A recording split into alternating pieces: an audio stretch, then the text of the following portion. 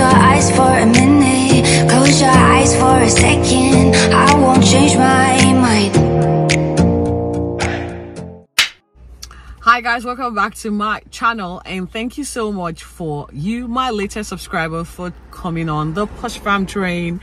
Again, this is my mobile space. I should, redesign this mobile space, because this is pretty much where I do 80 to 90% of my videos nowadays, and that's just because of the content. I've got a little one at home and I'm trying to keep it really PG, and so when I'm at home I barely shoot anything because I don't want her to get in on the conversations or hear what I am talking about. But that said, for my existing hobbies, thank you for staying on. As always, like, comment, share this channel with your friends. We're going to be talking about the commentary that was episode 14 of The Real Housewives of Potomac. Guys, let's just dig in. I will say this. You would know the particular episode was such a snooze fest when producers are busy focusing on the ladies' bedtime routine. Like, we had 5 minutes focused on these ladies trying to go to bed, apply their beauty regimen to go to bed in the Dominican Republic. Yes, they are still in Dominican Republic. It is day one. A lot of the events that happened in this particular episode happened in the day one stay at the Dominican Republic, and we're going to just quickly get into it because there was not a lot of talking points in this particular episode. It was a snooze fest, and these women are trying their very hardest to give us some type of drama. It's not making sense. Before I get into the particular commentary, I want to say this.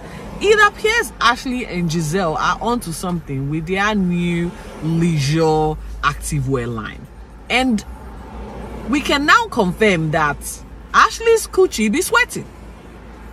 So they were on their way to a boat or beach stay or beach session at Dominican Republic. And in this particular bus ride, Mia let a loose sleep, and there were evidence to show that Ashley's coochie was sweating. I don't know if I can say this on YouTube. There was, because the picture of the producers zoomed into where Ashley sat, and it was wet. Now, I do not know if people sweat to the point where they leak out of their fabric of choice onto like their sitting area. I haven't had this experience. Is it that why there's panty liners? I don't know. Like, how hot was it in the Dominican Republic that you literally will sweat out of your coochie down to the couch you're sitting? Ew! Someone get to that. Like, that's some hygiene 101 right there. Like, that is SOS.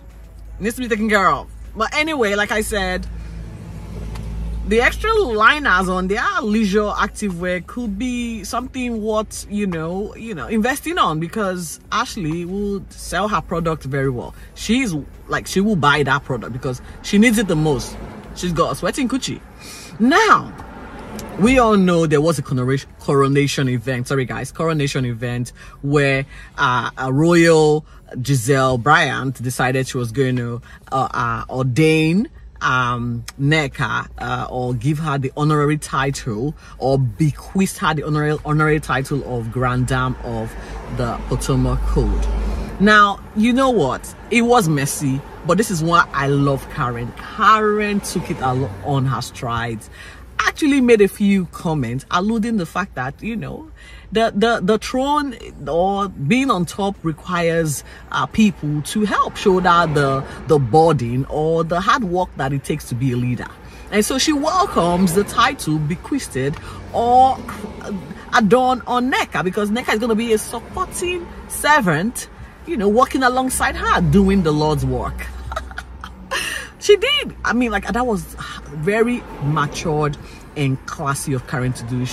Although she was a little bit shaking, she just embraced it and acknowledged Giselle for doing her dirty deed or being shady as hell, and embraced Nneka and said, Nneka, I love you, you're welcome. And Grand Dame is not a title that can be taken from someone. The fact that you're being given one by Karen, who doesn't even live in Potomac, is quite is quite telling on its own. The girls, you know, went in and decided to have a nightcap in a way of a dinner date to get themselves acquainted or situated with the Dominican Republic, should I say, son. And it got quite heated, and this is where, like I said, the main event, most of the points would that for this episode kicked off.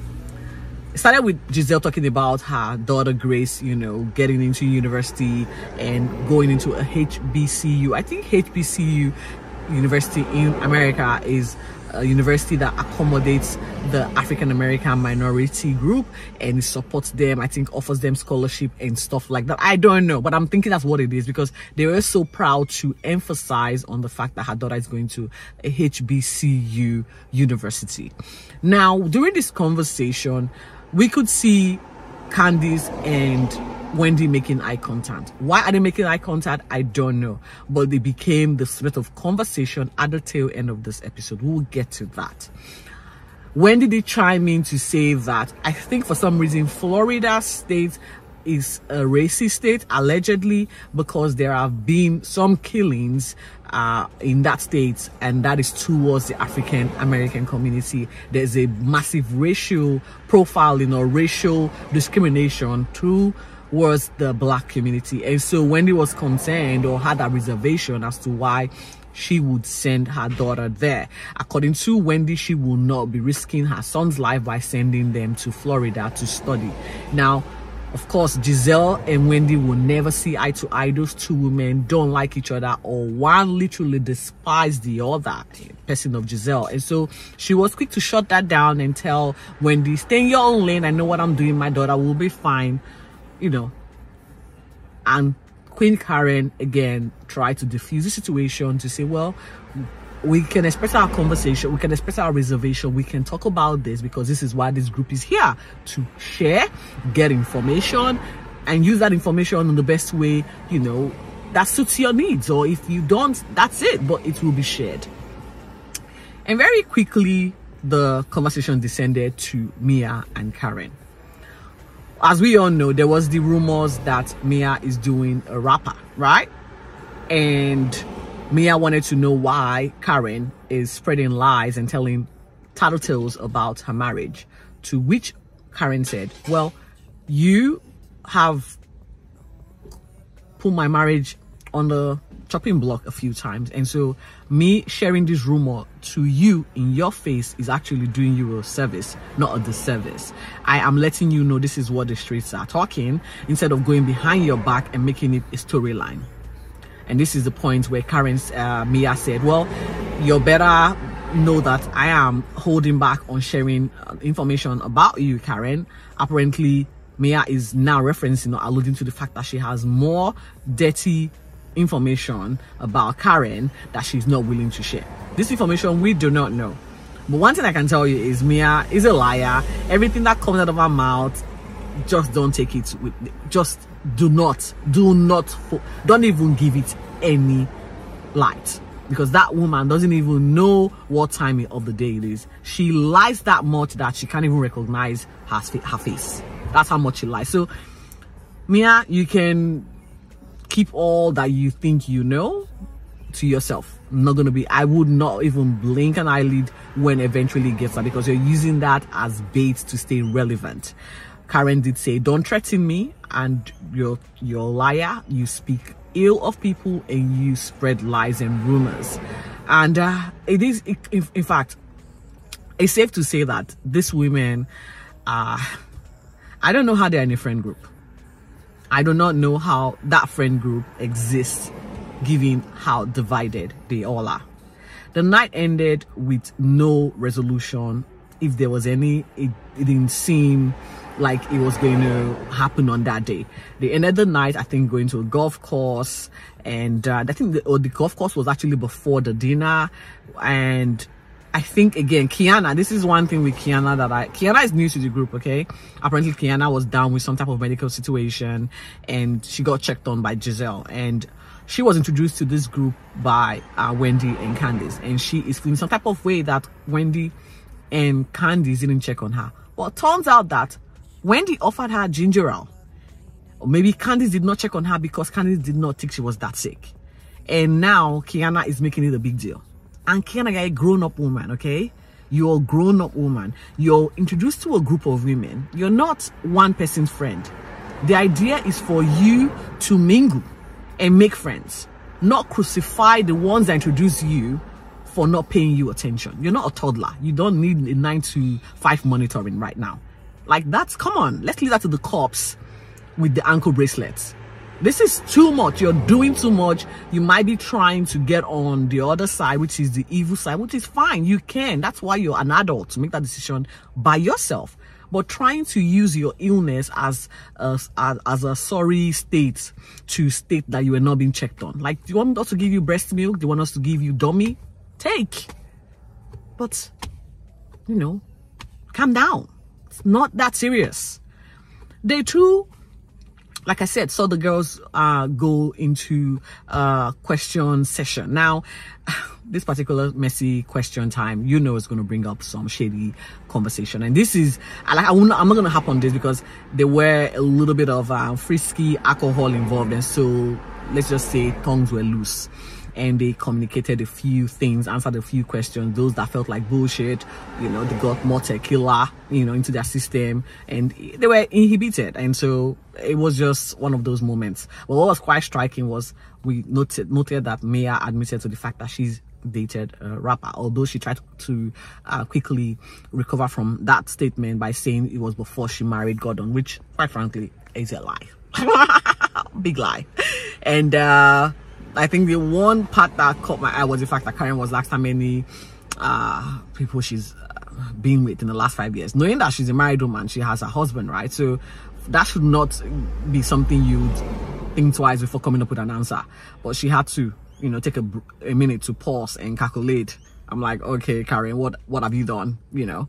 And then she then tried to use wet dreams as an excuse, which I found really silly. But we're not going to harp on that because it didn't really, it was like, again, snooze fest, guys. It was not a lot. Now, this particular episode ended with the ladies going to the beach. And this was where Ashley addressed the rumor or Mia's question, you know, Mia's curiosity about her not filing for divorce just yet. And she did admit to the fact that financial security is one of the reasons why she's holding off her divorce being final, and she's gonna do it when she's ready. She wants that financial security from her ex-husband. I'm not sure what's going on, Michael. And I think because they did ask her a question during the messy question and answer time, if she had, you know, sexual relations in the month post being married, and she did confirm yes. I think regrettably she's like, oh my god, that's now going to go to air and that might affect my divorce or my separation, you know, all of that. And she's trying to save face by saying she still needs Michael for the financial support that he's giving her. Girl, you know what, nobody is judging you for what you have to do to secure the bags. Good on you. Do what you need to do. It's none of our business. And it did end, this particular, like I said, episode ended with Giselle, Robin, and Mia having to go back on the fact that they saw Candice and Wendy making eye contact while Giselle was talking about her daughter. Boo-hoo, Giselle. You had the floor. You and Robin and Mia have done that so many times, making mockery of Wendy's event, and no one has batted an eyelid, and now you're crying wolf because a few eye contact was shared. You're not friends with Wendy and Candice. You have said that quite literally. You don't care if they exist now, so why should you be bothered that they blinked a few eyelids that you're talking about your daughter? Cry me a bloody river. And that's where it ends, guys. I can't wait to unpack what episode 15 holds, if there's anything to even scrape from this particular shipping sink of a season. Thank you so much for watching. Stay focused and be safe. Bye, guys.